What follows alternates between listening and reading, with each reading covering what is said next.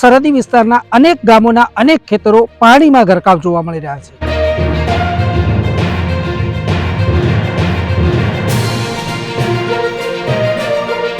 છ મહિના જેટલો સમય વીતવા છતાં પણ પાણીનો નિકાલ થયો નથી।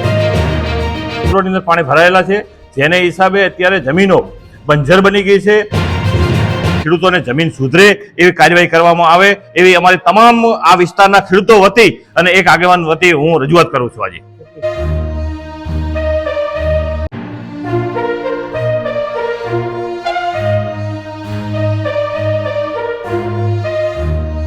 વાવથરા જિલ્લાના સરહદી વિસ્તારમાં વરસાદે વિનાશ વેર્યો હતો અને સમગ્ર જગ્યા પર પાણી જ પાણીના દ્રશ્યો કરી નાખ્યા હતા।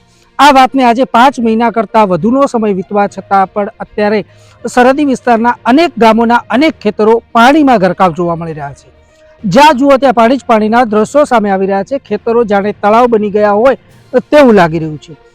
ખેડૂતોનો પાક પણ નિષ્ફળ ગયો છે। આવનારા સમયમાં પણ ખેડૂતોને ખેતી કરવી ખૂબ જ મુશ્કેલ બની ગઈ છે। ત્યારે સ્થાનિક ખેડૂતોની માંગ છે કે વહીવટીતંત્ર દ્વારા તાત્કાલિક ધોરણે પાણીનો નિકાલ કરવામાં આવે, જેથી કરીને સુખ શાંતિ રીતે ખેતી કરી શકાય અને તેમનું જીવન નિર્વાહ ચલાવી શકાય।